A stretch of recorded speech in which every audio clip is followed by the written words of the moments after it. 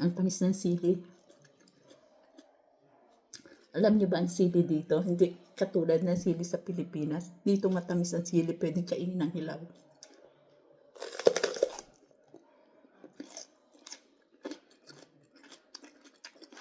Malutong. Ito ay berde.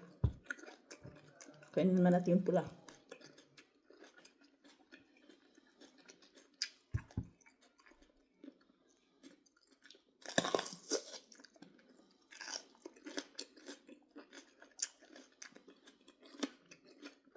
Ang tamis.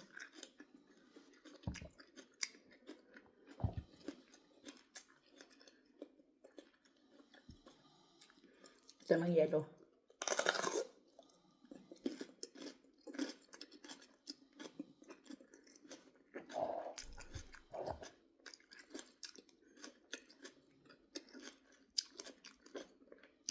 Marami akong sili dahil gagawa ako ng kuskus. Based na for kuskus. Pero, masarap na sili.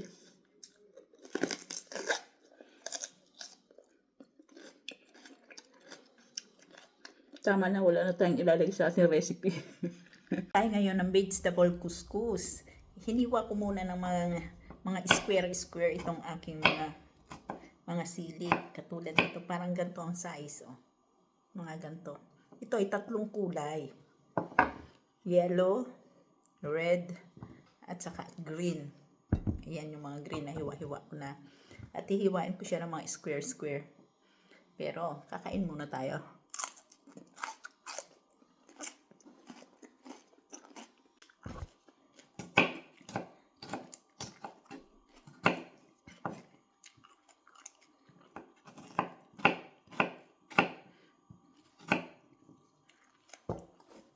Maghihiwa naman tayo ngayon, no? Carrots. Ayan.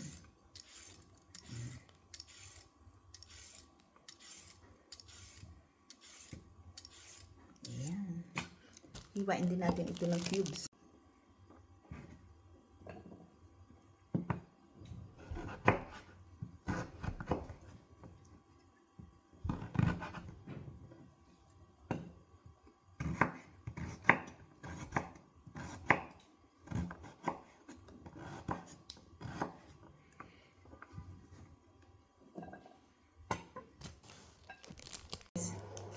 Ito naman ang kamatis, sobrang laki.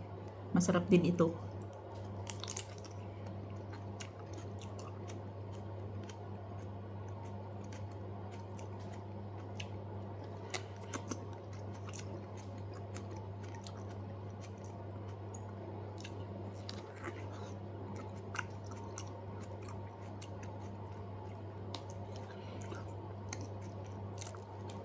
Tama na, wala na tayong ihalo sa ating recipe. Halo ko din ito sa kuskus.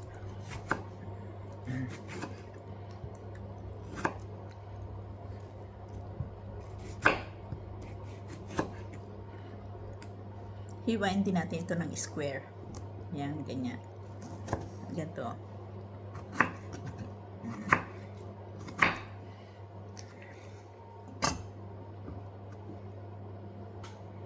Square ang mga kamatis.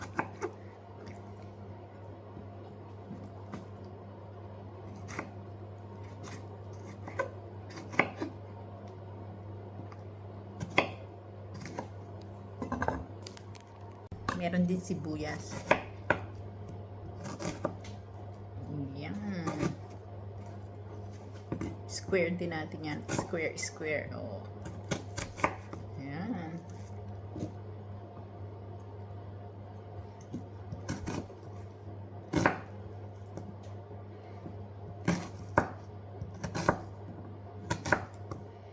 Ito na ang ating mga ingredients. Ito na ang ating mga ilalagay sa ating kuskus. Ayan.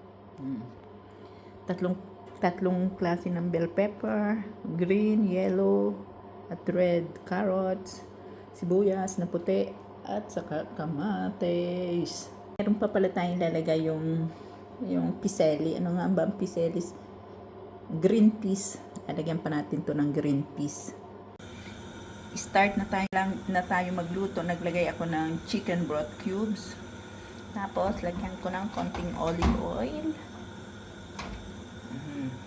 Ito, konting olive oil. Ganun lang. Tapos, lagyan din natin ng asin. Ayun.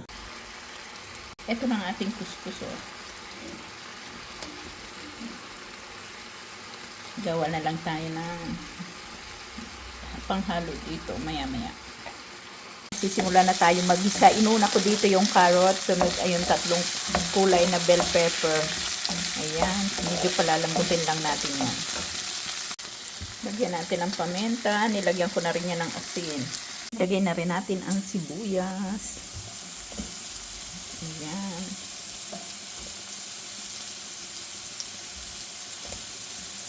Na rin natin ang kamatis. Ayan. Ayan, nilagay natin ang kamatis. Halo-halo. Hanggang sa magkakaroon yan ng konting sauce. Nilagyan ko na rin siya ng luyang dilaw. Tapos ngayon pinagsama ko na yung kuskus at saka yung gulay. Ayan. Kaya magiging dilaw na lahat ito. Ganyan po ang ating kuskus. Ito ang ating recipe for today.